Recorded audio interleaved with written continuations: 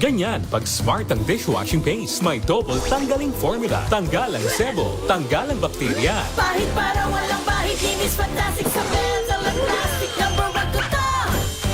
Tanggaling-galing mo, Smart Dishwashing Paste. ACS. Sa lahat ng bagay, simula pa lang, siguraduhing max protection na. Kasi pag kulang ang proteksyon, baka madaling masira. Sa ngipin, dapat may max protection din. Max Alaga ng Unique Toothpaste. With Max Protect Formula. Help stop cavities before they start. While keeping breath fresh. Try Unique Maximum Fluoride Protection. Para Max Alaga, Max Protektado. ACS.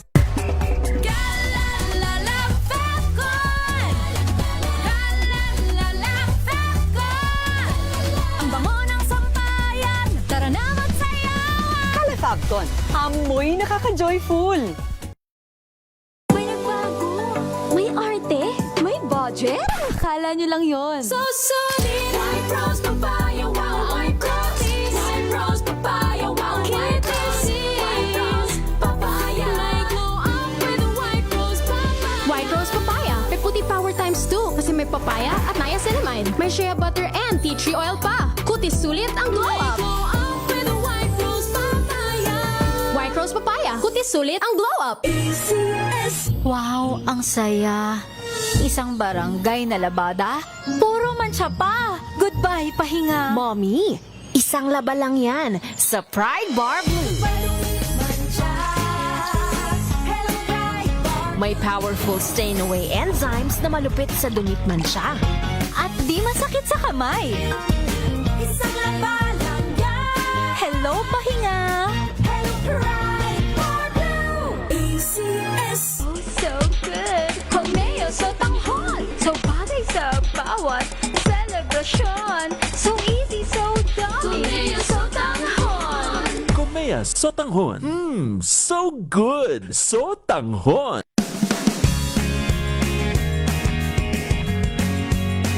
Unboxing MXV Tea. This is a unique combination of mangosteen and pandan. Each box has 20 tea bags. Water. Enjoy it hot or cold. Shop at Lazada, Shopee, and in leading drugstores nationwide.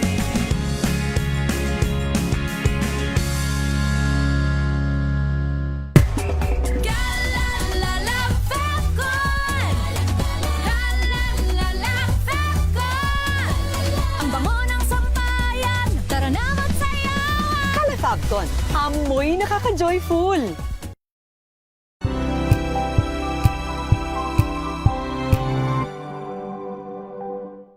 Maagang balitaan, maagang usapan sa mga issue at balita. Kasama si Kuya Angelo Palmones sa Magandang Umaga Pilipinas. Mula Lunes hanggang Biyernes.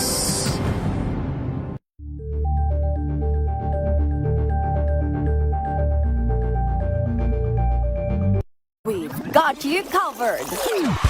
From the hottest hits. Manila Broadcasting Company.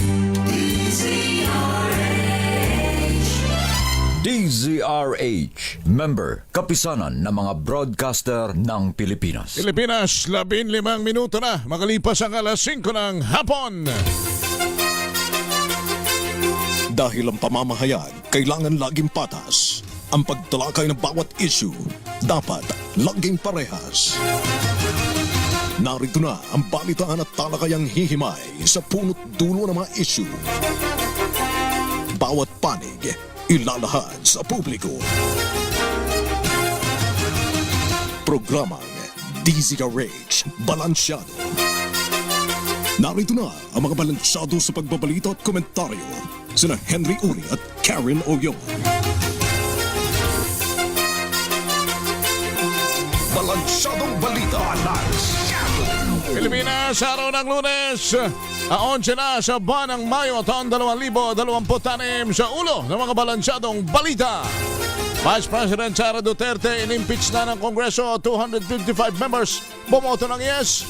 Trono ng Senado na agaw ni Senator Alan Peter Cayetano mula kay Senator Tito Soto. Senator Ronald Bato de la Rosa biglang sumulpot sa Senado kahit hinarang ng NBI. Halaga ng langis sa mundo sumipa dahil sa panibagong aberya sa pag-uusap ng US at Iran. Tensyon sa Kamara, sumiklab Congressman Gomez at Leviste muntik ng magpang-abot. Dating Bucor Chief Bantag at isa pang wanted na opisyal ng PNP may red notice na mula sa Interpol. Alert level 3 sa Bulkang Kanlaon nagbabadya. At veteranong DZRH reporter na si Boy Gonzales yumao na sa edad na 66. Magandang hapon Pilipinas, nakuhan muna natin ang Senado sapagkat dumating daw doon ang direktor ng NBI. Naroon si Noche Cacas. Noche! Henry, sa ngayon ay hindi pinapapasok ng mga nakabantay dito sa may main gate ng Senate building dito sa Jokno Boulevard sa lungsod ng Pasay si NBI Director Attorney Melvin Matibag. At hinihintay ngayon, nasa labas pa rin ngayon si Director Matibag, Henry at Miss Kay, dahil nga doon sa tinanggihan siyang makapasok at naghihintay pa ng clearance yung mga security guard at maging yung mga Senate security na kung pwede na siyang pumasok. Kanina, tinanong natin si Attorney Matibag, si NBI Director Matibag, kung ano yung kanyang pakay dito sa kanyang pagpunta. Wala naman siyang binabanggit kung ano yung kanyang pakay.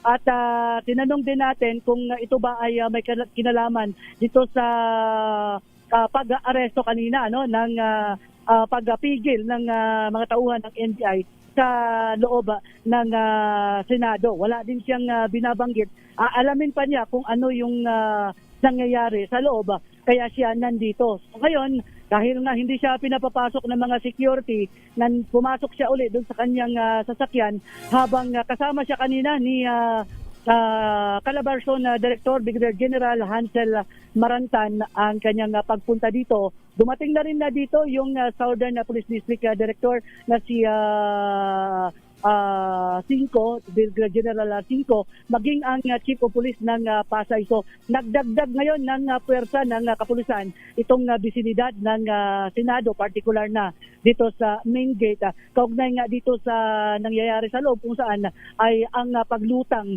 ni Senator Bato de la Rosa. Noche, yung kinaroroonan mo ngayon, may mga kaharap kang gwardya ng Senado. May mga security guard, meron na rin mga sundalo dito sa loob na nakabantay din na dito sa may pinaka main gate. So nung dumating si Director Matibag at pumunta sa gate, tinanggihan siyang papasukin dahil nakalak na 'yan. Kung medyo mahirap lang banggitin natin na naka-lockdown, pero bantay sarado yung gate. Naglagay na rin ng barbed wire dito sa pinakamalaking gate nitong Senate at bantay pati. Pero si dating Senador Antonio Trillanes, would you know kung nasa loob pa siya as of this moment?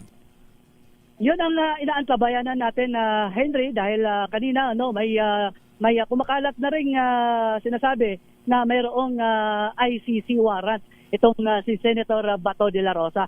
Ito, may dumating naman ngayon dito. Alamin natin kung sino itong dumating dahil ayun.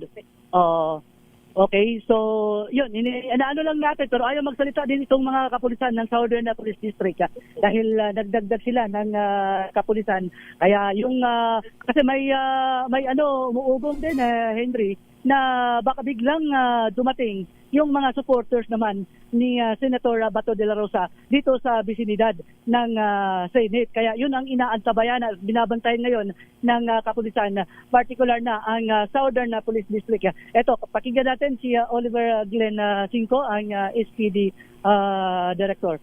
Ito, titignan natin kung magsasalita. Sir, sir, ano po ang instruction sa inyo, sir, ng katastasan? Okay. Ayaw pa. Okay. So, ito. Tingnan natin kung okay. Going to secure the premises of the Senate. Yes, sir. Hindi muna may update lang. Okay. Sir, sino chika ka, sir, ng discharge? Ano po ang instruction, sir? Ano po ang ano po yung bigla po tayong lumutang dito, sir? Sandali muna, may... Okay, tatambay lang muna tayo. Okay, so mamaya magbabalik tayo, Henry, para sa karagdagang detalye. Kaugnay nga dito. Sige, wag kang bibitaw dyan, ha? Labas. Tambayan mo na si Balik tayo. tambayan mo na si Attorney Matibag sa pintuan ng kanyang sasakyan. Yes, Henry, balik tayo. Thank you. Salamat, no, Chikakas, mula sa Senado. Samantala sa detalye ng ating mga balita. Na-impeach na nga si Vice President Sara Duterte sa Kongreso. Ito'y batay sa 255 votes ng mga miyembro ng kapulungan na bumoto ng yes sa articles of impeachment. 26 naman ang nag-no at 9 ang nag-abstain. Dahil sa resulta, idediretso na sa Senado ang reklamo para sa formal na pagdirig. Ito ang ikadalawang pagkakataong pina-impeach ng Kamara ang Vice Presidente, bagamat hinarang ng Korte Suprema ang unang pagtatangka dahil sa isyu ng procedural lapses. Naagaw naman ni Senador Alan Peter Cayetano ang liderato ng kapulungan mula kay ousted Senate President Vicente Tito Sotto III. Ito'y matapos inominate ni Senator Amy Marcos si Cayetano bilang bagong pangulo ng kanilang kapulungan. Walang tumutol sa nominasyon kung kaya't isinulong ni Senador Joel Villanueva na isara ang proceedings. 13 senador ang bumoto kay Cayetano bilang bagong Senate President, 9 kay Sotto at 2 ang nag-abstain. Kabilang sa lumuhok sa botohan si Senador Ronald Bato de la Rosa na biglang lumutang matapos ang mahabang bakasyon sa trabaho. Si Sotto ay nagsilbi bilang Pangulo ng Senado sa nakalipas na 8 buwan matapos niyang palitan si Senador Cheese Escudero.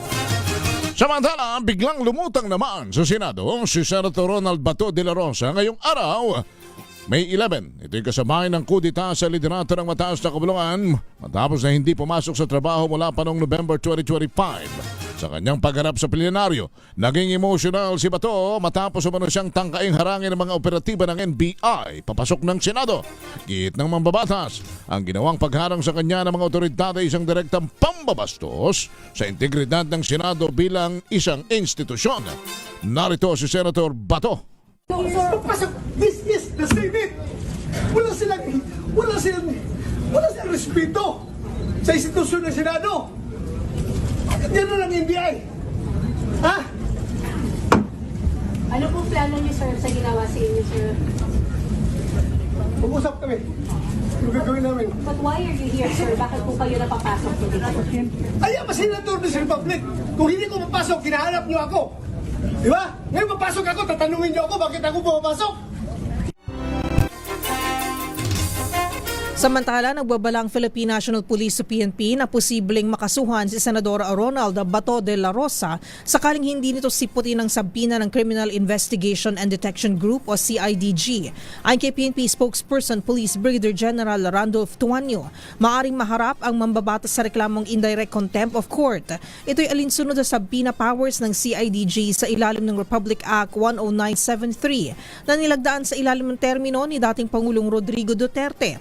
Nilinaw naman ng PNP na walang kaugnayan ang nasabing sabina sa napaulat na release ng Interpol Red Notice kaugnay ng Duterte Drug War.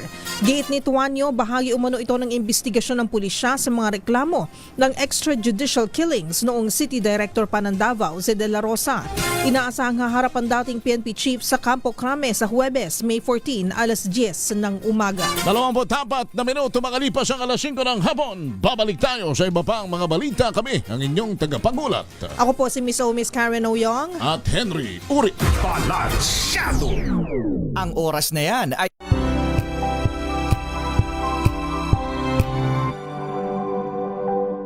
Hello, Washi! Laundry day na naman! Yay! Anong meron? Mancha ng chocolate, putik, may libag pa! Kaya natin yan! With Pride Washing Machine Detergent, may triple stain away formula. Tanggal ang makapit, madikit, at malupit na dumit mancha. Kaya easy-easy ang labada. Mula noon hanggang ngayon! All you need is pride. All you need is pride. ACS. Oh, so good! Komeo so tanghon, so bagay sa bawat celebration. So easy, so dami. Komeo so tanghon. Komea Sotanghon. So good! So tanghon.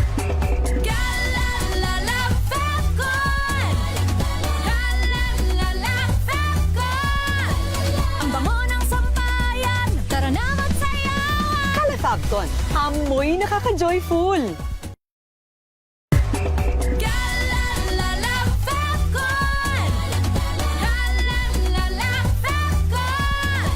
Ang bango ng sampayan, tara na magsayawan. Calefabcon, amoy nakaka-joyful.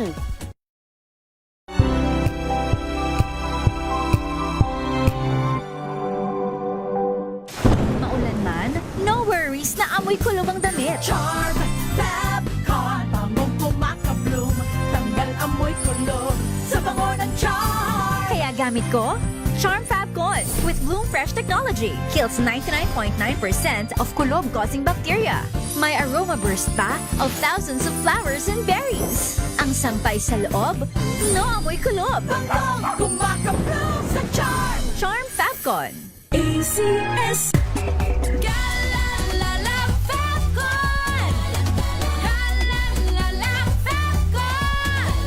Ang bango ng sampayan, tara na magsayawan. Calefabcon, amoy nakaka-joyful.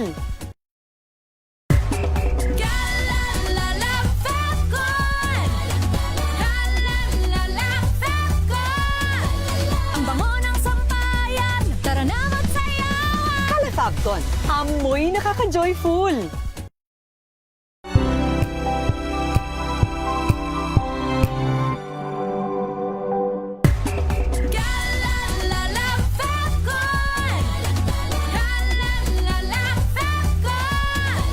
Ang bango ng sampayan, tara na magsayawan. Calefabcon, amoy nakaka-joyful.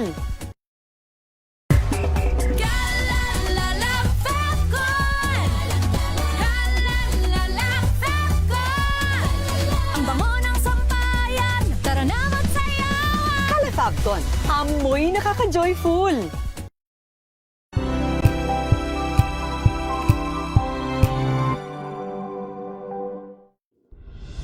Tuloy-tuloy ang pagtulong, tuloy-tuloy ang pagseserbisyo, at tuloy-tuloy ang balitaan kasama si May Binauhan sa Operation Tulong mula Lunes hanggang Biyernes.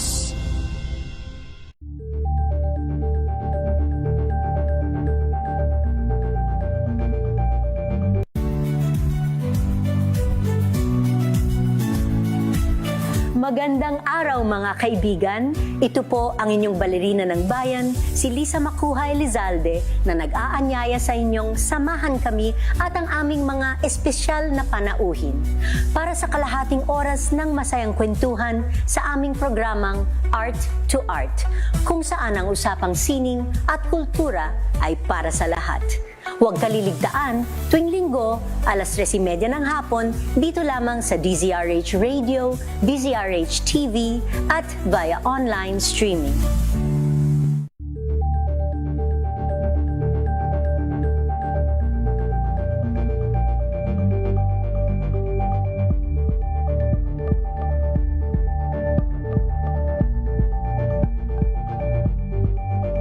Tambalang Anthony Taberna at Jerry Baha ang gigising sa inyong umaga dahil lalatay ang humahagupit na diskusyon at komentaryo Lunes hanggang Biyernes sa 2x2.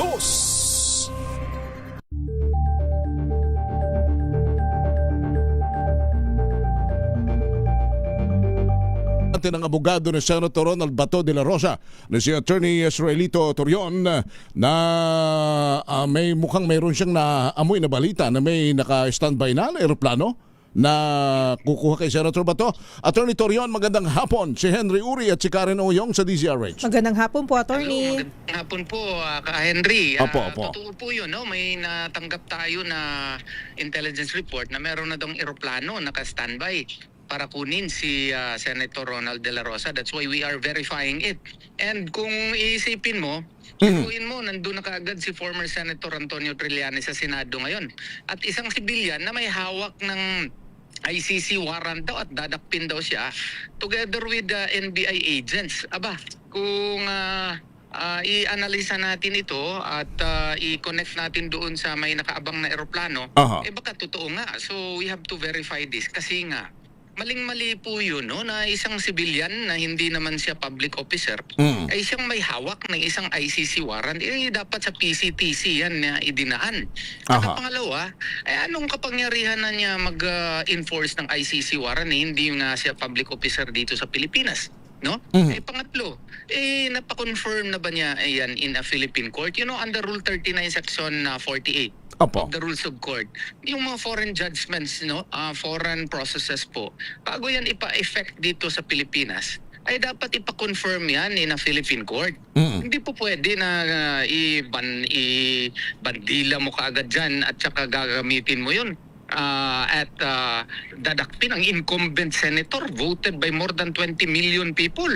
Idaan yan sa proseso ng Pilipinas. Kasi si Senator Bato de la Rosa is Filipino citizen, and under the 1987 Constitution, no person shall be deprived of life, liberty, or property without due process of law. And only a Philippine judge can issue a Philippine warrant here in the Republic of the Philippines. How can that be? There are issues that are pending before the Supreme Court precisely to resolve these matters, and it will be very controversial and questionable on the part of former Senator Antonio Trillanes to be doing all these shenanigans, no? Dapat may mag-advise sa kanya kasi maling-mali po ito. He will forever be judged in history as a traitor to the Republic of the Philippines. Attorney, ang Senate Sergeant at Arms na nagpapasok sa kanya, na siya naman isang ordinaryong taong may dalang warrant of arrest galing sa ICC, may pananagutan ba? Ay, tatanungin natin, pero ang sabi kasi, nung pumasok siya, wala naman siyang dalang warrant. Hindi naman niya pinakita yun. Yun ang initial information na nakarating sa amin. Noon na lang yan inilabas niyan. Nung nakapasok na si Senator Bato de la Rosa, bago lang niya inilabas yan. Nung pagpasok niya, wala siyang pinakita. So, yan ang hindi talaga kanais-nais kasi malaya po ang ating bansa. We are an independent country and we have our own laws, we have our own constitution, and our constitution states nga na only a Philippine judge can issue a warrant here in the Philippines. And kung meron man yung proseso na yan na ICC warrant nga, bakit civilian? At saka kung meron man granting na inauthorize siya, dapat idaan muna siya sa proseso dito sa ating bansa. Hindi pwedeng dakpil lang niya dito si Senator Bato Rosa na buang na. Attorney, magandang hapon po. Si Karen po ito. Attorney, ngayon pong nasa loob pa rin po ng bisinidad si Senator Bato de la Rosa, pero mukhang according to reports from our field reporter na si Noche Cacas ay tila parang hindi naman ni-lockdown pero isinara at very heavily guarded na po yung main entrance po ng Senado. Medyo mahihirapan po lumabas at pumasok. Ano po ang magiging sitwasyon o kalagayan naman, posibleng kalagayan ni Senator Bato de la Rosa habang siya po ay naroroon sa loob po ng Senate premises? Pero at the same time, meron nga pong mga nangyayari nga po na katulad po nito, may mga tauhan po ng tama ba NBI na nasa labas, although ang sabi po nila ay gusto lang daw po nila ma-monitor, tingnan kung nandoon nga sa loob si Senator Bato de la Rosa. Ano po ba ang maaring pwedeng mangyari kay Senator Bato de la Rosa habang siya po ay nasa loob ng Senado? As to what will possibly happen to him, we do not know. No, we are not Allah subhanahu wa ta'ala who is in control of everything. As a matter of fact, yung Senate presidency ngayon na nangyari, honestly, caught by surprise ako nun. Nandyan ako sa Manila kanina at kahapon, nakarating ako ngayon, nandito ako, umuwi muna ako sa Davao at nangyari yan. Kaya hindi ko talaga matansya kung anong mangyayari. But the thing is, the NBI used to be a very highly respected institution in our country. And it remains as such, although there are now many questions concerning the same as to whether or not it can maintain its integrity and credibility under the present leadership of the NBI. I am hoping and praying that it will continue to be a professional organization, mandated to enforce the rule of law. And the rule of law mandates that in the Philippines, only a judge can issue a warrant of arrest. An ICC, even if it is an institution in based in Netherlands, all its processes have to be validated, confirmed first in the country through the Philippine courts before its processes can be effected here. Kaya nga yung NBI, no, nire-request namin, mga sir, wag naman kayo magpagamit. Huwag kayong magpagamit, siguraduhin ninyo na meron talagang Philippine court order na nagsasaad na may warrant order. Kaya nga siguro ginawa nung NBI, in-invoke na nila yung Republic Act 10395 ba yun? Kasi kung mag-imbestiga daw, kung hindi mag-attend si Senator Bato, magpapile sila ng indirect contempt. Kasi alam nila na under the present dispensation, wala pa silang Philippine court-issued warrant of arrest. And the only way by which they can issue or they can secure a Philippine-issued warrant of arrest, kung posible na hindi isisipot doon sa kanilang investigasyon ng Thursday at mag-apply sila ng indirect contempt petition in the Philippine court. Kaya dapat pag-isipan ito ng mga NBI personnel. Wala pong basihanan niyang ginagawa ni Antonio Trillanes, ni Mr. Antonio Trillanes, at wag po sila magpagamit dito kasi masisira po sila dyan. Masisira yung credibility nila, masisira din yung profesyon nila at yung reputasyon, magandang reputasyon ng NBI. Attorney, siguro follow up na lang po, kayo po ba ay kinontak na ni Senator Bato de la Rosa, and does he feel o sa kanya inyo pong palagay bilang kanyang legal counsel ay siya po ay ligtas sa loob ng Senado sa mga sandaling ito? Honestly, ang kakonta ko palagi, yesterday, ngayong araw, yung misis niya at saka anak niya, no? Kanina, hindi ko talaga alam na mag-appear na siya kanina. Oo. So, nabulaga na lang din ako. Pareho tayo, nabulaga din, no? Pero may feeling ako na baka gagawin niya. Pero hindi ko alam na gagawin nga talaga niya.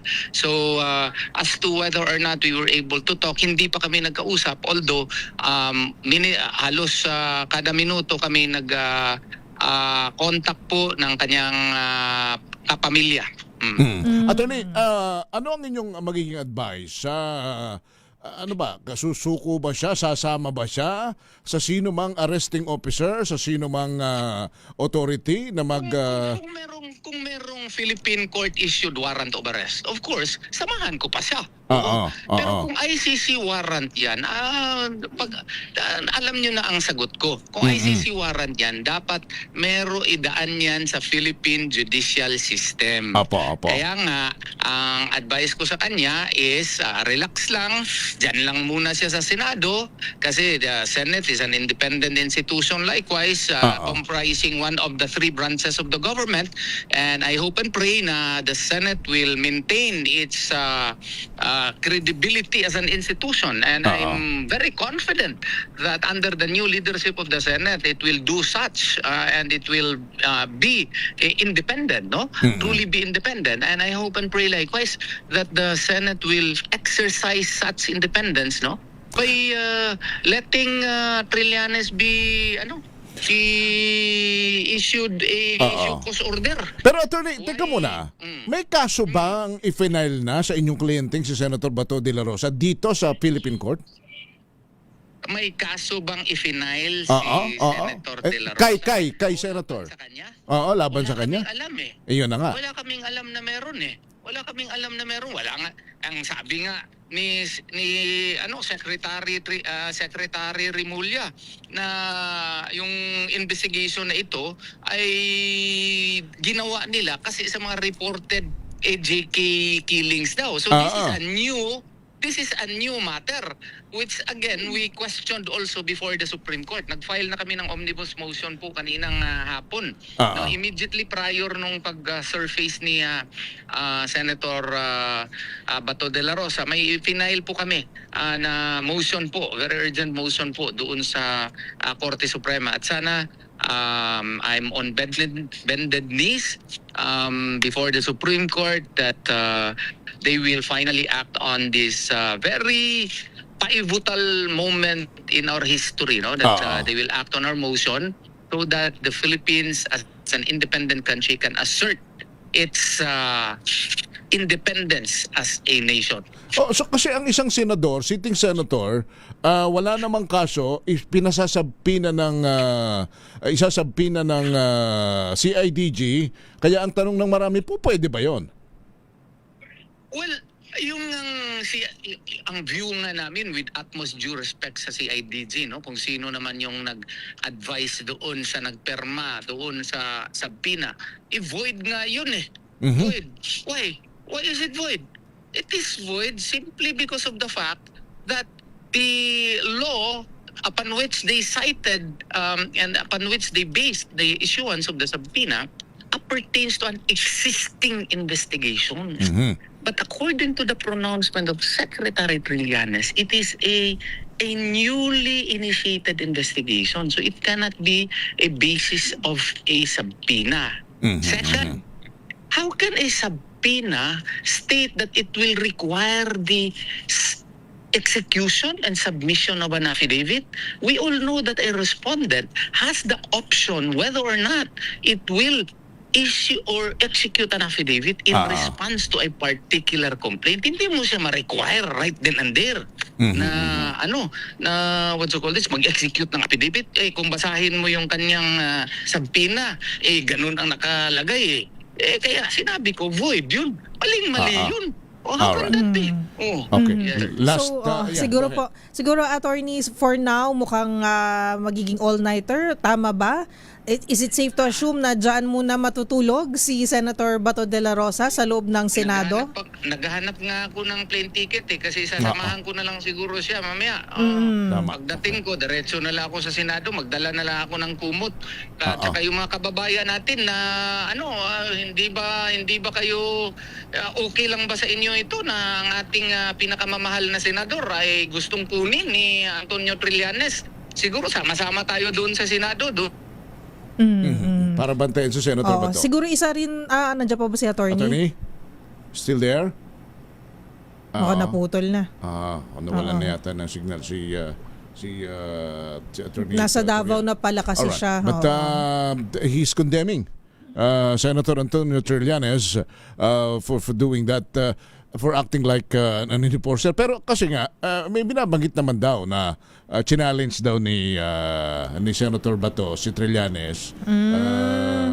Kanya lang hindi ito hindi naman ito partner hamunan ng kantsawan yan Hindi ganyan hindi yan na po pwedeng. Hindi ang bottom line is ito ba ay legal? Ito ba ay kumbaga nasusunod ba nito ang rule of law, ang proseso? Yun nga exactly. Ano ba ang siguro unang tanong, ano ba ang personalidad o di naman kaya ay represent kinakatawan ni dating Senator Trillanes nung siya ay pumunta dun sa Senado at di umano may hawak siya na warrant na galing yun ang mga kumakalat ngayon galing daw sa ICC. So tama ka, wag na nating pag-usapan yung mga kantsa, wag na nating pag-usapan yung mga barakuhan, yung hamunan ng pagkalalaki. Hindi ito panahon ng hamunan na ganun. Ito ay panahon ng hamunan ng legal na proseso. Kung tama at nasa legal na proseso, wala namang problema yan. Pero kung ikaw ay dating senador, wala ka namang katungkulan, pagkatapos pupunta ka ron at ipangangalandakan mo na hindi mo na palalabasin si Bato, ibang kaso naman yan. Maski ka kanino magtama yan, ay hindi matatanggap yan. Lalo na sa ganitong panahon na mainit ang sitwasyon, para ka nang dala ng gasolinang isinaboy mo sa silab nito so si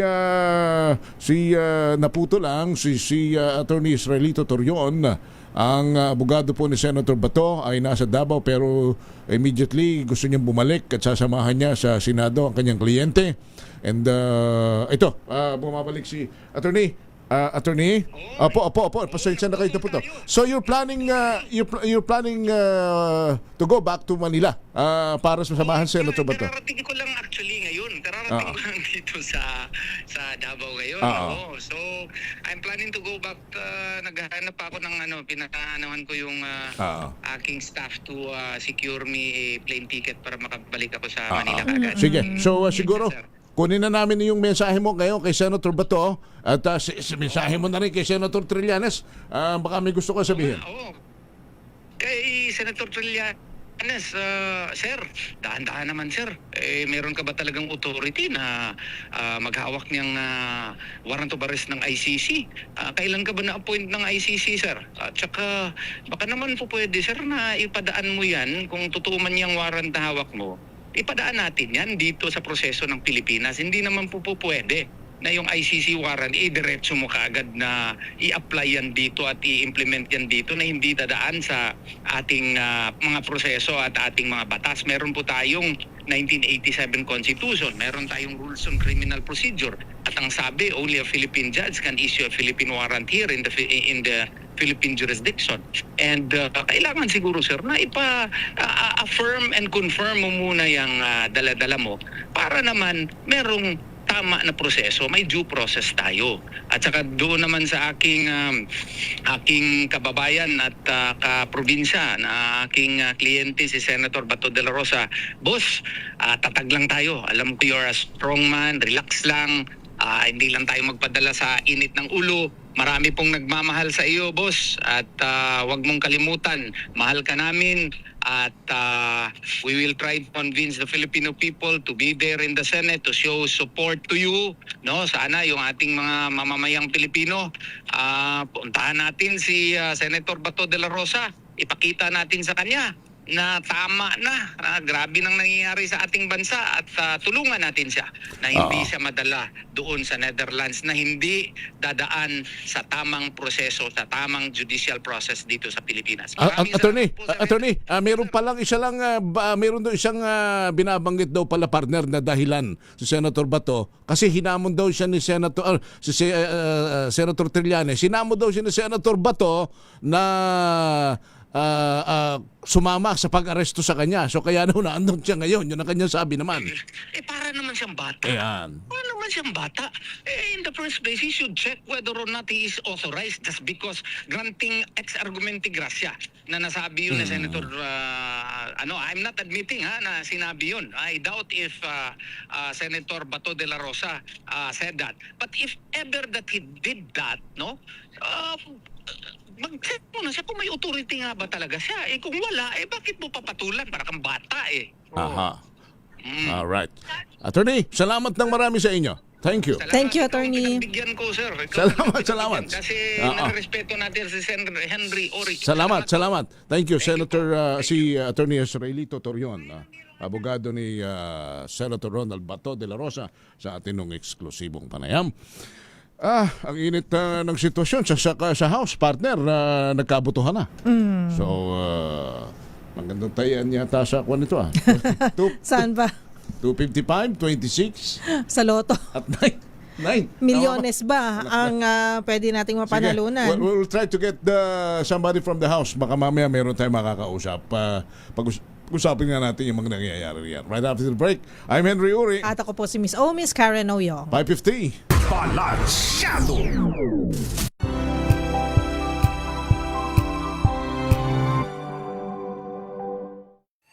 Mga balitang gigising sa inyong umaga. Mga balitang kailangan mong malaman. Mapapakinggan sa ACS Balita sa 2x2. Kasama sina Anthony Taberna at Jerry Baha.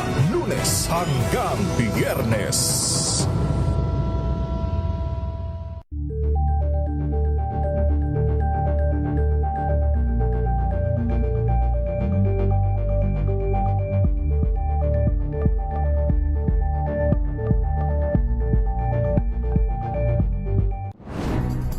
Good vibes ang hanap mo? Dito ka na sa Sigurado! Mula sa mga istoryang nagbibigay ng inspirasyon hanggang sa mga kwentong may dalang solusyon. Mga balitang pampagaan ang pakiramdam at pampaganda ng araw. Hindi lang ba sa good news, kundi the better news. Mula Lunes hanggang Biyernes, 1:00 ng tanghali sa DZRH TV.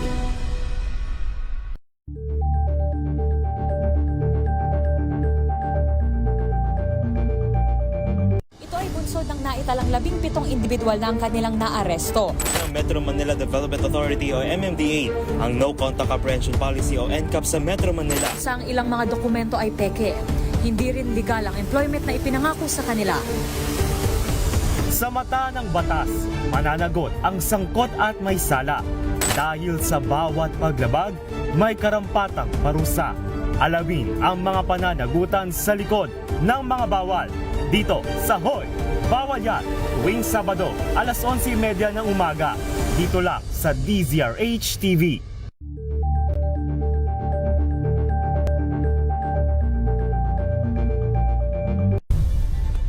Nagsimula sa pangarap hanggang sa maabot ang tagumpay.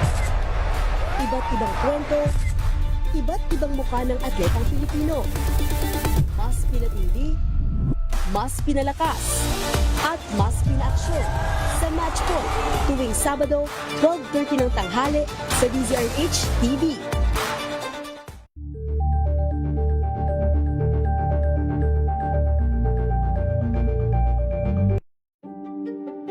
Buklatin ang mga pahina. Pakinggan ang boses ng lipunan. Tunghayan ang mga issue mula sa ibang katayuan. Nakakalungkot kasi deserve ba namin ng ganito? Na hindi nila alam kung ano talaga yung kanilang mga karapatan. Yung gobyerno, tinulungan nila yung kanilang magsasaka. Pinapatahimik tayong lahat using various laws. Through education, kayang-kaya nating baguhin yung ganitong klaseng pag-iisip. Isang kwento, iba't ibang anggulo. Dito, sa Point of View.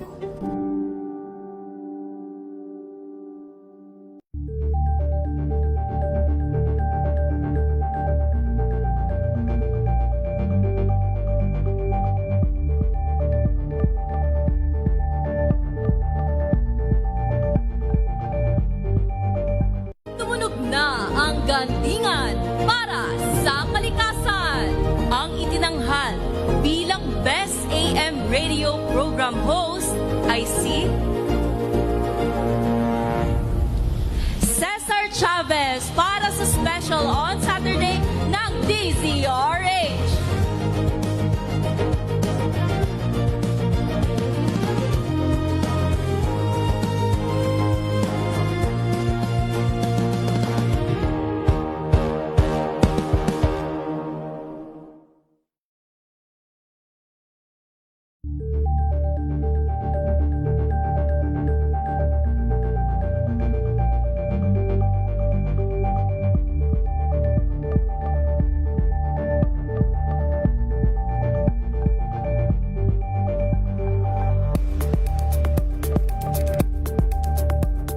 Maagang balitaan, maagang usapan sa mga issue at balita. Kasama si Kuya Angelo Palmones sa Magandang Umaga Pilipinas. Mula Lunes hanggang Biyernes.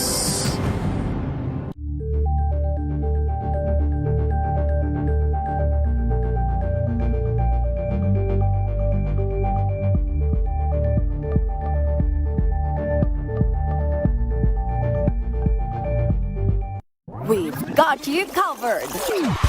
From the hottest hits, exclusive interviews, kilig to the bones fan meet experience, and hataw performances of your favorite stars. Saturdays, 12 noon, dito lang sa DZRH TV.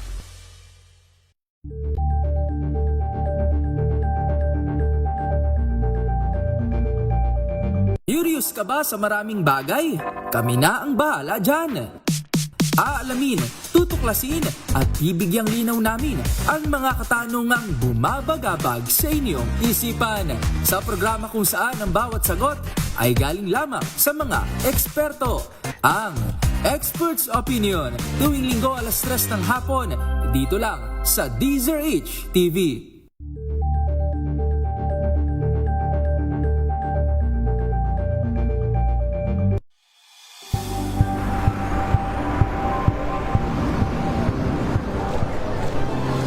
ating mga eksperto. Dito lang sa Expert Opinion. Ito ang The Better News. TNVS. Trending and Isang kwento, iba't ibang anggulo. Dito sa Point. Bawat pananagutan ating tatalakayin dito sa Hoy. Bawal yan. Filipino, dito lang sa DZRH. Match of entertainment and lifestyle. Ito ang MBC TV Network News. Una sa Pilipinas, una sa Pilipino.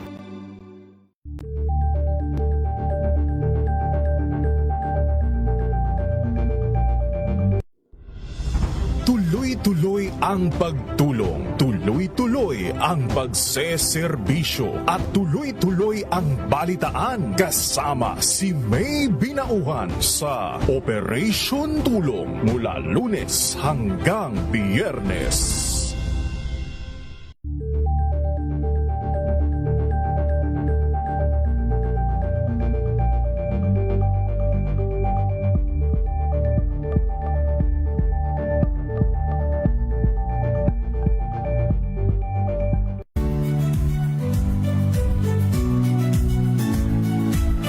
Magandang araw mga kaibigan.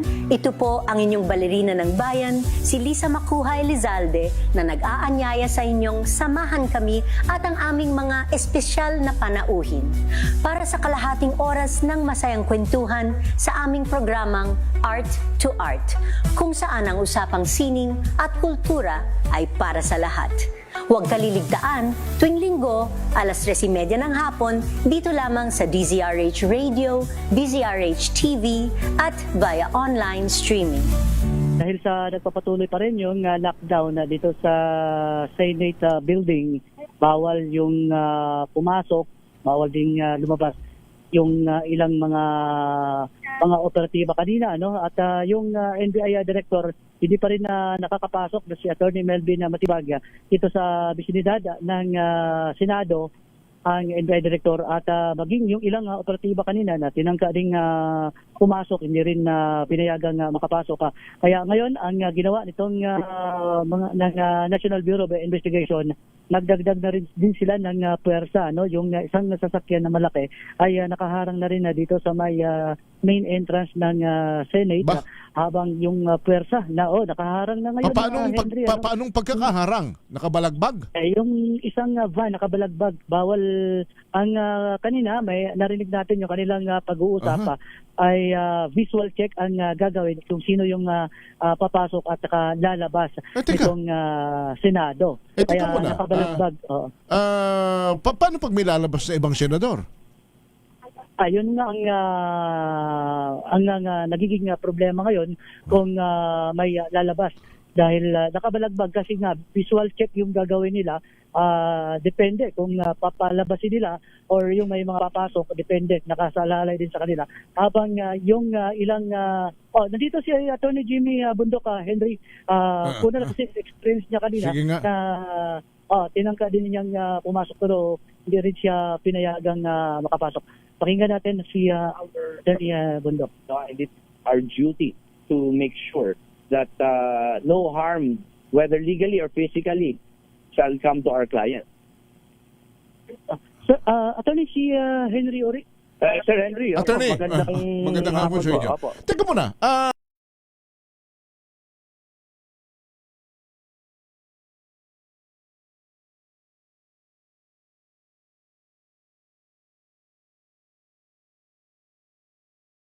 ito nga po ang aming obligasyon dito, Sir Henry, kung ba't kami nandito, because it is our contention that this is a violation of Article 145 of the Revised Penal Code, which is a violation of parliamentary immunity.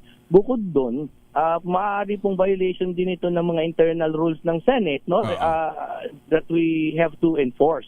So we're here to, wag naman silang magmadali, no? Gusto lang namin tingnan muna kung in order lahat ng mga papeles na sineserve nila at hindi mga Xerox lamang. Pero kayo ay abogado kayo sa abogado ay presume ni Senator Bato.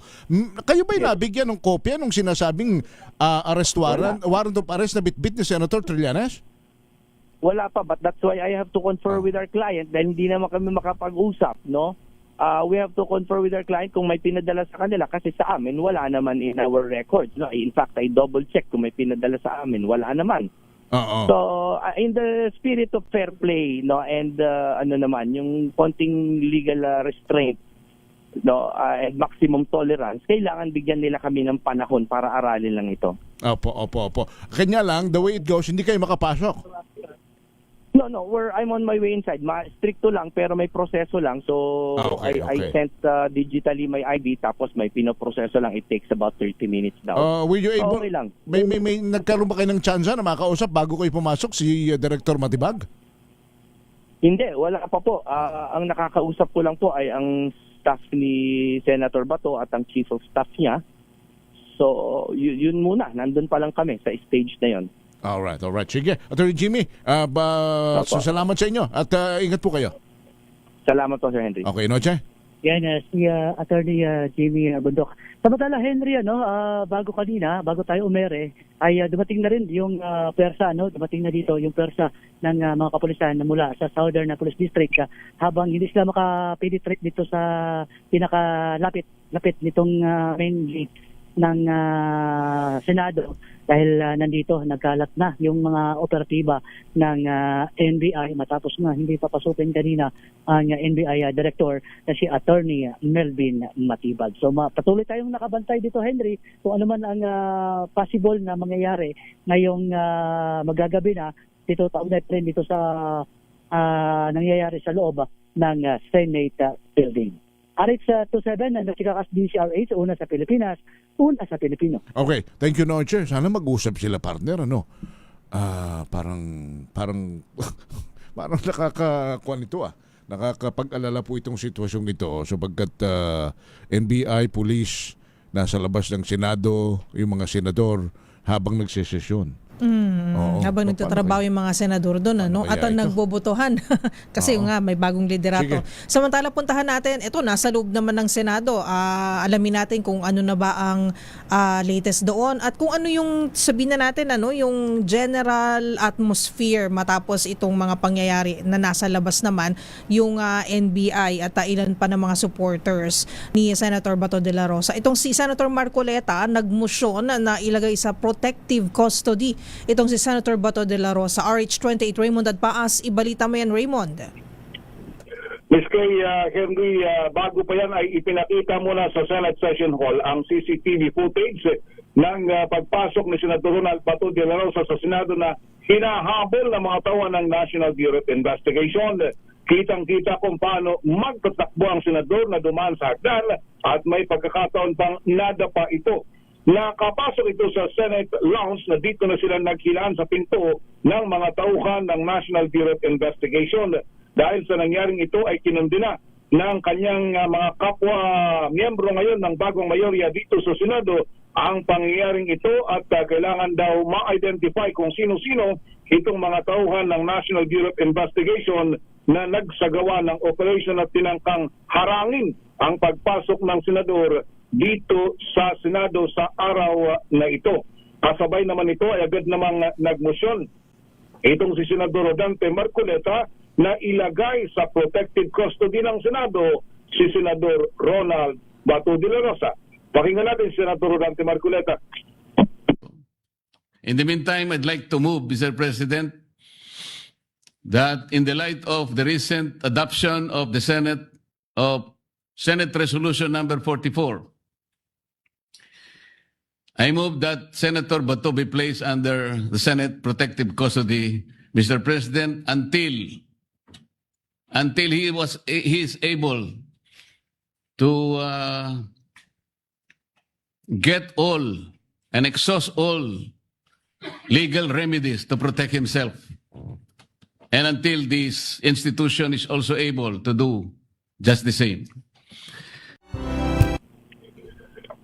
Sa ngayon ay hindi may pagkakaila na may tensyon pa rin dito sa loob mismo ng Senado dahil doon sa ating mga nakitang kahit na sinasabi nila na mali yung ginawa ng NBI ay may mga tauhan ng National Bureau of Investigation pa rin dito sa loob mismo ng Senate building. Inaabangan yung paglabas nitong Senator Bato de la Rosa. May nagbanggit na ba from the NBI kung bakit nila hinabol? Anong dahilan ng kanilang paghabol? Bakit nila? Kasi kung hinabol, huhulihin.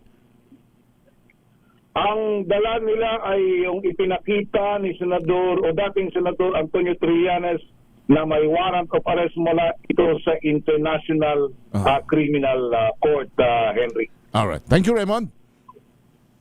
Mula sa Senado, abangan natin yung iba pang mga kaganapan dito dahil dito sa mga bagong developments na nangyayari ngayon. Ito si RH Juan kay Raymond Advance para sa DCRH, una sa Pilipinas, una sa Pilipino. Thank you, Raymond. Samantala, partner, sa proper verification sa ICC warrant laban kay Senator Bato, hawak na, nahawak daw yung hawak ni Senator Trillanes, hinihintay pa ng PNP. Angel Parosa, Angel. Henry, batid ng pambansang pulisya itong pahayag ni dating Senador Antonio Trillanes IV na may warrant of arrest ng ICC o International Criminal Court laban kay Senator Ronald De La Rosa. Pero sabi sa DZRH, PNP spokesman, Police Brigadier General Randolph Tonyo, nagitay pa sila ng tamang validation at tamang komunikasyon mula sa kaukulang tanggapan bago sila magbigay ng opisyal na aksyon o komento man lamang. Sa iwalay na mensahe sa DZRH News ngayong hapon, dumistansya rin ng Criminal Investigation and Detection Group sa usapin ng ICC warrant. Pero tiniyak ni CIDG Director, Police Major General Robert Alexander Borico II na handa silang ipatupad ang kanilang mandato. Samantala, nagsalita na rin si Interior Secretary John Vic Remulla, Henry, at sinabing wala pang opisyal na warrant na hawak ang kanilang tanggapan. Sagot ng kalihim sa mga reporter, mainam na lamang daw kung ang tatanungin ay si Trillanes. Kung miyembro ba siya ng Philippine Center for Transnational Crimes. Tumutukoy itong PCTC sa opisina ng pamahalaan na silang tumatanggap ng red notice o kahit anong official coordination mula sa Interpol bago ito ibaba sa law enforcement agencies gaya ng PNP at National Bureau of Investigation. Ako si Edniel Parrosa, DZRH, una sa Pilipinas, una sa Pilipino. Balansyado! Thank you, Edniel. Yung DILG Secretary walang alam doon sa dala ni Senator Trillanes, partner. Unless nga kasama si Senator Trillanes dun sa yung binanggit ni Edniel kanina, unless meron member siya or kumbaga sa entity na yun. Pero sabi ni Senator Trillanes, kaya lang siya nandun, kinantsawan siya ni Bato so hindi siya membro ng transnational. Malay mo. Anyway, hindi pa ayaw niya lang i-reveal. Kausapin nga muna natin kasi kagabi naman may sumabog na malaki ring issue naman dyan sa Kongreso, yung paggamit ng MOOE. Ano ba yung MOOE, partner? Yan yung pondo ng mga congressman sa kanilang kada opisina na bilyones. In fact, noong 2026, 18 point something billion yung pondo para sa mga government, mga congressman offices. Pero yun pala, hindi kagaya ng ibang agency na pwede mong kailangan i-liquidate mo na may resibo. Itong MOOE, pwede mong i-liquidate by certification lang. Okay. So parang, ano ba to? Maintenance, ano ba to? Operating, and other operating expenses. Okay. Si Congressman, dating Congressman ng bagong henerasyon party list, Congressman Bernadette Terrera. Magandang hapon po uli sa inyo. Pasensya, aabalahin namin kayo sapagkat kayo ang maaaring makapagpaliwanag. Ano ba yung MOOE yan, Congresswoman? Hello po, Congresswoman. Welcome back. Well, magandang hapon po sa inyo. Magandang hapon po sa lahat ng mga nanonood na nakikinig. Yung MOOE po is the Maintenance and Other Operating Expenses. Actually, napakaraming items po sa ilalim nito. No? So to correct you, hindi lang ito yung sinasabing operating expenses na napupunta sa bawat miyembro. Dahil kung titingnan mo, ang napupunta lang naman sa bawat miyembro ay yung operating expenses namin para sa mga districts. That's just more or less roughly 1 million to 1.2 million a month. And then yung sinasabing break bonus na actually hindi naman siya break bonus. It's really yung MOOE pa rin pag mabalik ka sa mga distrito. Kasi syempre pagka during the break, that's when you go around, that's when you do consultations, that's when you do research. So dun po napupunta yun. When you compute all of this, that will roughly amount to around 8 billion. Pero ang MOOE ng Kongreso nasa mga noong 2021 nasa 13 billion, 2022 nasa 16. Ito yung mga actual expenses. 2023, 17.8 billion, and then 2024 is 20 billion. So kahit kaya ko biglang binalikan dahil normally, hindi namin inaaral yung budget ng House kasi hindi kami pwedeng magtanong. Dahil syempre we trust naman yung ating mga general dito. Kaya nakakalungkot na nung nakita ko yung mga figures at binabalikan ko ngayon, sumasakit yung ulo ko sa kakatingan kasi hindi ko siya mapag-2 and 2 together. So talagang dapat tanungin saan napunta yung ibang gastusin.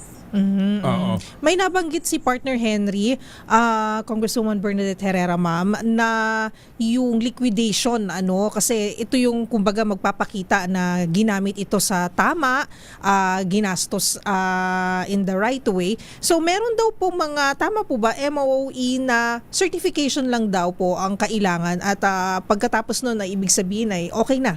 Kumbaga, that is enough to say na nagamit po ito sa tama. Yes, meron kasing pinasa na resolution, joint resolution, I think way back in 2011, if I'm not mistaken, about the liquidation by certification. Pero kung tutuusin mo, it's something that pwede na talaga nating balikan dahil baka mamaya, kasi kung sa aming mga members, yung 1 million a month, that can easily be liquidated. Kahit may receipts yan, may mga tao, dahil may mga sumisweldo dyan. So it's really not a problem to liquidate that. Even the so-called break bonuses will never be a problem to be liquidated by the members of Congress. Kaya, pinasa yan dahil talagang kung tutusin mo, hindi siya mahirap naman gawin. Pero hindi siya malaki kasi noon hindi naman siya malaki. Opo. Pero ngayon, na tinitignan natin, sobrang lumobo yung MOE, then we have to review this or talagang dapat i-limit lang kung ano yung merong liquidation. Pero if we can altogether do away with the liquidation by certification, magagalit yung ibang kasama ko. But kasi siguro para magkaroon ng more trust, diba, and confidence, we should lead by example here in the House of Representatives. Kasi you can ask any members of Congress, any member of Congress, kaya nilang i-liquidate yan. Okay. Sobrang kulang pa yan kung tutuusin mo. Alright. Kaya talaga, it's time na balikan to kasi lumobo yung MOE.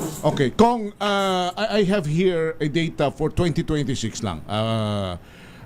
Dito partner, yung sa personal services, kasama ng compensation, sweldo ng mga tao ay 8,123,841 or 25,546,670 per congressman.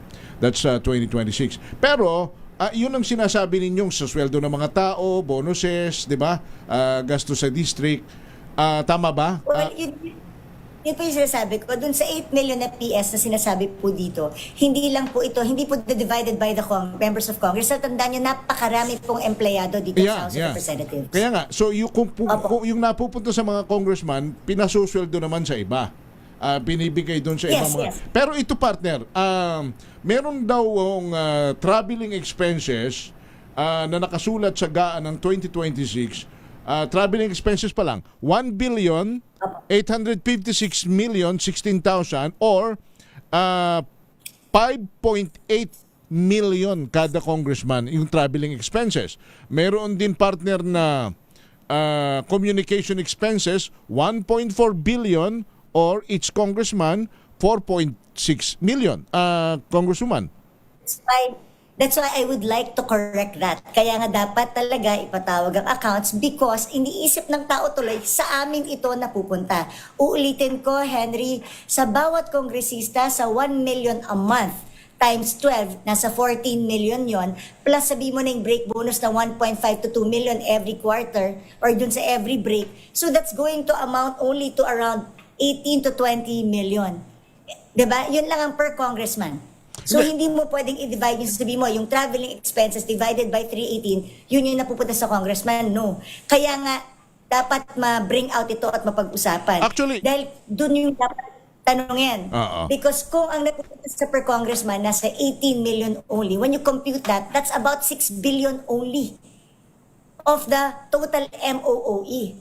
Kaya dapat tanungin, nasaan yung balanse nun? Bigyan kita ng example.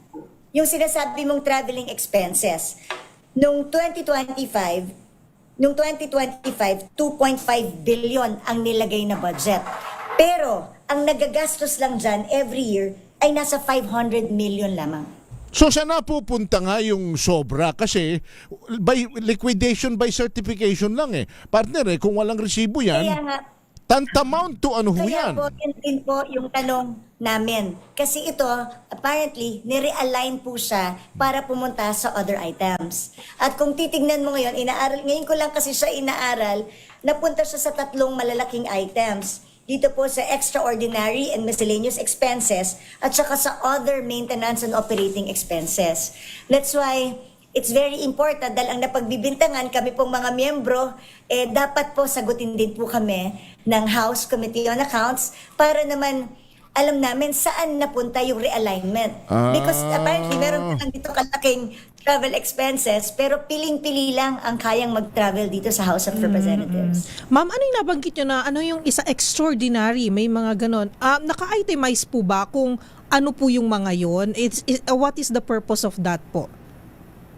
Yun po yung ito po yung dito po pumapasok yung sinasabing mga miscellaneous and extraordinary expenses na napupunta po sa bawat distrito at bawat party list members. Part of that only. Okay, like I said, ulitin ko when you compute per member na natatanggap, it will not amount to more than 20 million each per year. Okay, parang ang binabanggit po ninyo ganito, para lang madali maintindihan ng ating mga kababayan. Halimbawa, kayo ang chairman ng Committee on Accounts, sa inyo nag-emanate yung pag-aatado ng budget ng mga congressman sa MOOE. Kung inilagyan mo kung kami ni Karen halimbawa binigyan mo ng tig-2 milyon na travel expenses, pero ang amin naman wala pong ganun. Hindi.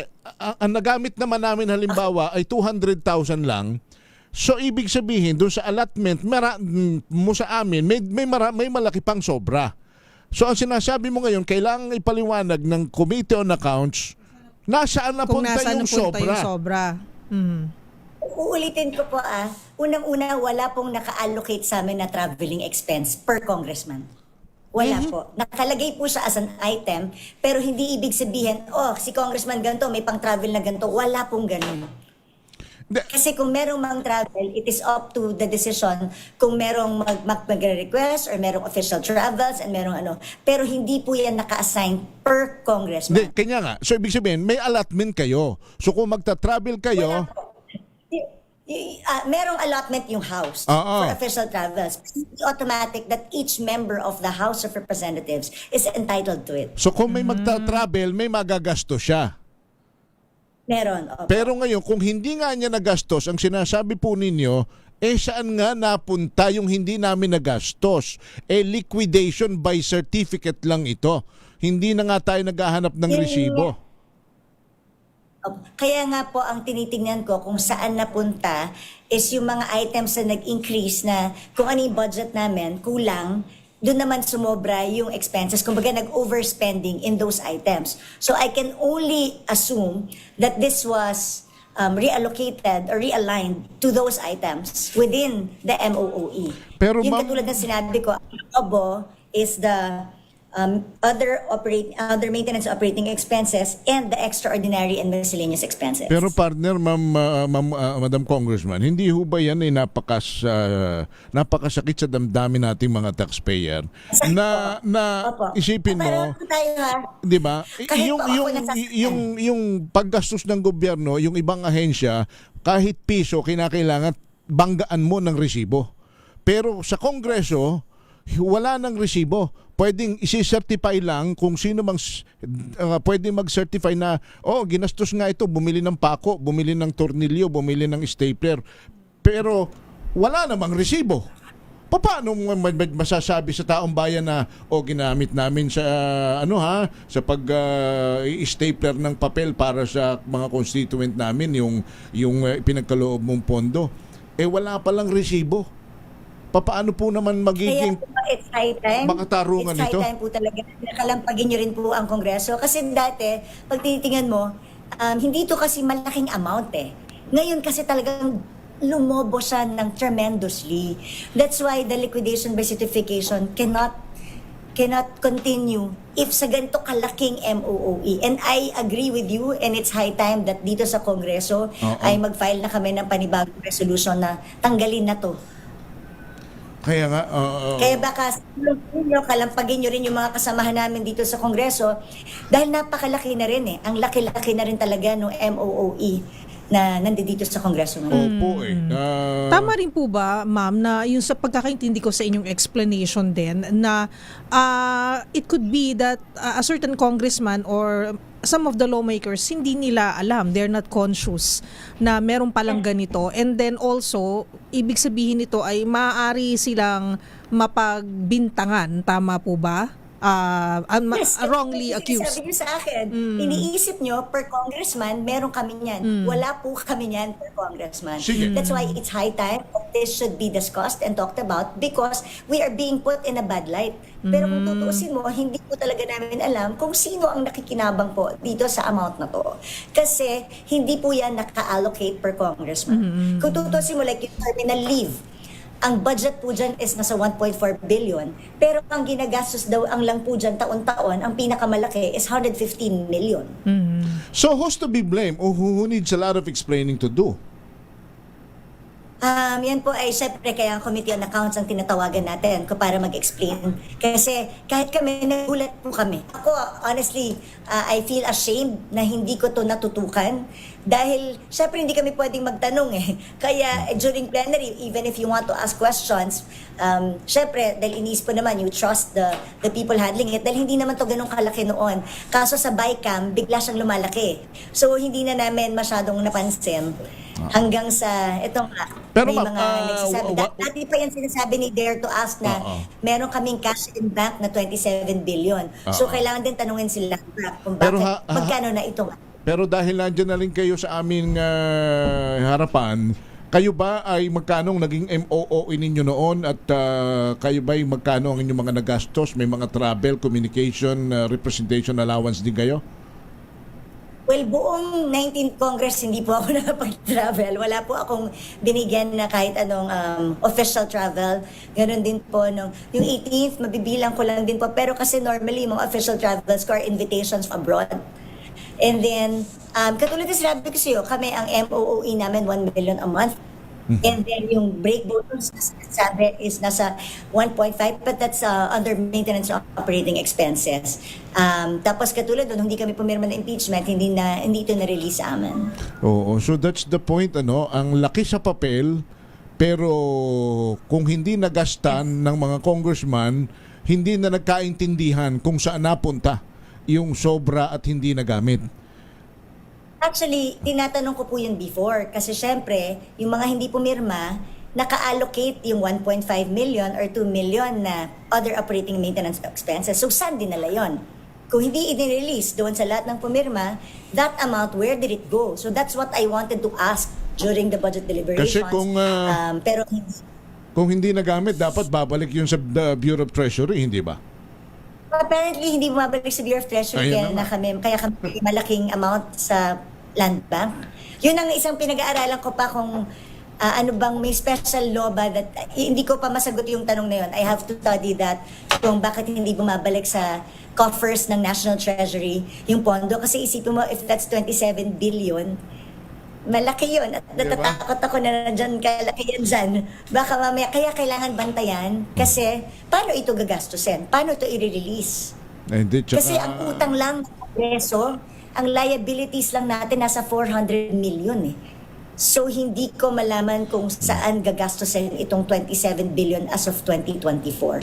Hindi ko rin alam kung na siya ngayong 2025. Hintayin natin yung COA report. Tsaka napaka-unfair naman yan sa ibang mga government and agencies and government heads and employees na pagka may pondo ang isang ahensya, talagang napaka-busisi ng pag-rekisya kung saan ginamit, may resibo. Pero kayong mga mambabatas, with all due respect, ano ma'am, at yung mga sa house say, well, you have the power of the purse, pero nagkakaingin pala na walang resibo, medyo masakit sa kanya. Yes. Kaya it's high time that it changes, sir. Dahil naniniwala ko kami, kaya namin i-liquidate individually in their offices. This can be easily liquidated. And sana with you, partner, ano, masolusyonan ito. Ni Makuan po ito. Kawawa naman ang tayo mga taxpayer. Kong, salamat na marami for joining us. Samahan rin po kami, kalampagin nyo rin po yung mga kasamahan namin sa Kongreso. Opo. Yeah, will do. Salamat na marami sa inyo. Dahil alam niyo naman, maliit na boses lang po kami dito. Di bale, maliit man, maganda naman, ma'am. Salamat po. Maraming salamat. Thank you, ma'am. Thank you po. Si dating Congresswoman Bernadette Herrera. Di ba? Magkano kinakalta sa atin? Ako talagang ako eh. Diyan ako nagdurugo ang puso. Tapos pag gumamit sila ng pondo, nagkakaigin na ng walang resibo kung saan nila nagastos. Madali lang kasi gumawa ng certification eh. Oo naman. Diba? This is to certify. Diba? This is to certify that Karen Oyong goes to a conference for women's blah blah blah. Pero ikaw naman pala galing na ng Boracay. Diba? Nagtampisa. May personal trip na pala. Pambihira pala. Anyway, sige. Kuha na ba tayo? Dito na tayo raw sa Kring Kring. Makinig maigi! Ito na ang chance mo na manalo ng instant 500 pesos kapag narinig mo na ang mahiwagang Kring Kring. Tignan mo na ang iyong cellphone, baka ikaw na ang susunod naming winner sa Kring Kring Panalo Malakas sa telepono. Paano sumali? Bisitahin ang Facebook page ng DZRH, fill up pa ng Google Sheet na nakapin sa DZRH FB page at hintayin ang aming tawag sa telepono. Kring Kring na! By the way, kagabi ho, anyway, lumabas na rin naman ito at ang chairman ng Committee and Accounts pala nitong pagpasok ng 2022 partner ay yung asawa ni Congressman Martin Romualdez. Yung asawa niya, ang chairman ng Committee on Accounts. Sinasabi ni Congressman Herrera na dapat yan ang tanungin. Siya napunta yung mga hindi nagastos. Subukan natin pong imbitahin for an interview. Samantala, partner, ay ready na ang mga taga-albay sa Daraga? Ito, may certification, may liquidation May liquidation to. 500 pesos in GCash.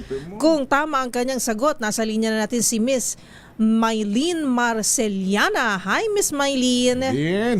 Hello po, ma'am. Ano po ang himpilan ng radyo na una sa Pilipinas, una sa Pilipino, una sa mga taga-Daraga Albay? DZRH po, sir. Ayun, correct ka dyan, ma'am. Congratulations, meron kang 500 pesos in GCash. Pahintay na lang at papunta na po dyan sa'yo ang iyong premyo. Thank you po, Ma'am Mylene. Thank you, ingat po kayo sa Albay at yan po ililiquidate ni Josia. May proper accountant yan. Salamat po ng marami sa inyo. 27 minutes after 6 o'clock. Sumayin nyo na mga balita at talakayan sa Balansyado. Lagi namin paalala sa inyo, gusto nating umasenso, manalig, magdasal sa may kapal, huwag gagawa ng masama, gumawa ng mabuti palagi dahil ang paggawa ng mabuti hindi nagbubunga ng masama. Tumulong sa nangangailangan dahil help is wealth. Susunod na po ang usapang legal dito po sa DZRH. Attorney Cheryl Adami muli ng inyong mga kasama. Susunod na. Ako po si Henry Uri. At ako po si Miss Karen Oyong. Bye. Bye. Balansyado. This time check.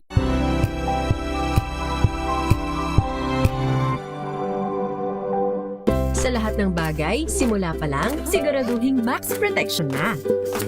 Kasi pag kulang ang proteksyon, baka madaling masira. Sa ngipin, dapat may max protection din. Max Alaga ng Unique Toothpaste. With Max Protect Formula. Help stop cavities before they start. While keeping breath fresh. Try Unique Maximum Fluoride Protection. Para Max Alaga, Max Protektado. ACS. Ang galing-galing mo. Smart dishwashing paste ko. Pritong ulam na masebo. Plano ng kaldero.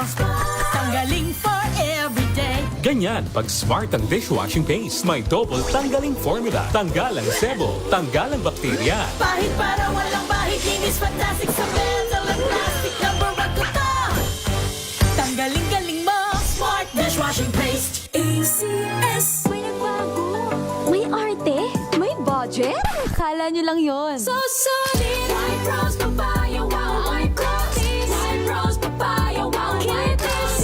White Rose Papaya. May glow up with White Rose Papaya. White Rose Papaya. May puti power times 2 kasi may papaya at niacinamide. May shea butter and tea tree oil pa. Kutis sulit ang glow up. Glow up with White Rose Papaya.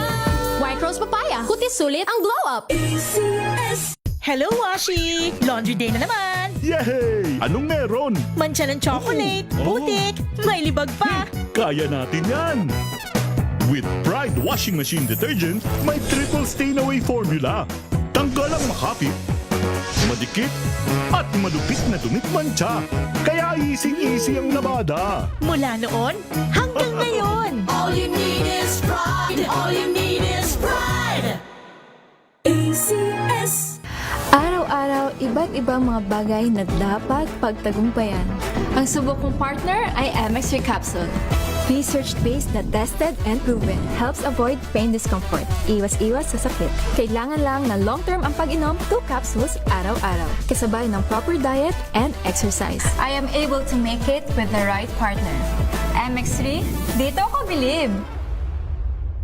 Mahalagang paalala, ang MX3 capsule ay hindi gamot at hindi dapat gamiting panggamot sa anumang uri ng sakit. Wow, ang saya. Isang barangay na labada, puro mancha pa. Goodbye, pahinga. Mommy, isang laba lang yan sa Pride Bar Blue.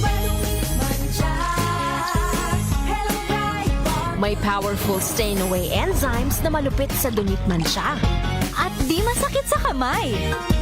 Isang laba lang yan. Hello, pahinga. Hello, Pride Bar Blue. ACS.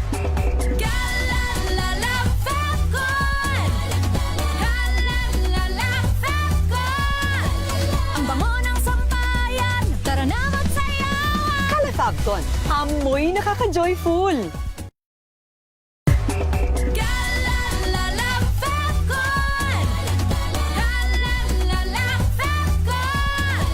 Ang bango ng sampayan, tara na magsayawan. Calefacton, amoy nakaka-joyful.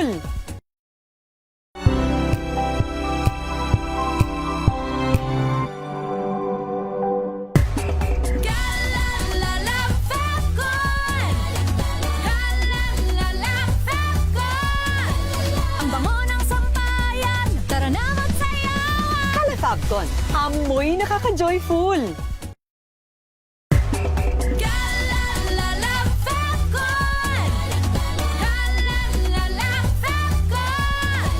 Ang bango ng sampayan, tara na magsayawan. Calefacton, amoy nakaka-joyful.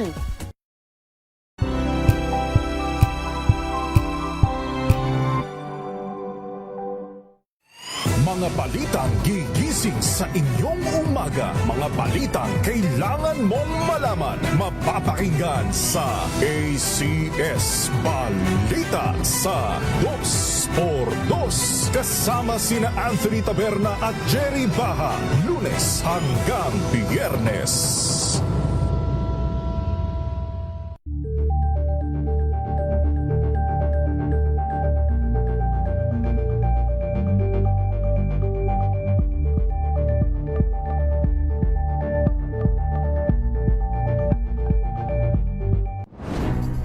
Good vibes ang hanap mo? Dito ka na sa sigurado! Mula sa mga istoryang nagbibigay ng inspirasyon hanggang sa mga kwentong may dalang solusyon. Mga balitang pampagaan, pakiramdam at pampaganda ng araw. Hindi lang ba sa good news, kundi the better news. Mula Lunes hanggang Biyernes, 1:00 ng tanghali sa DZRH TV.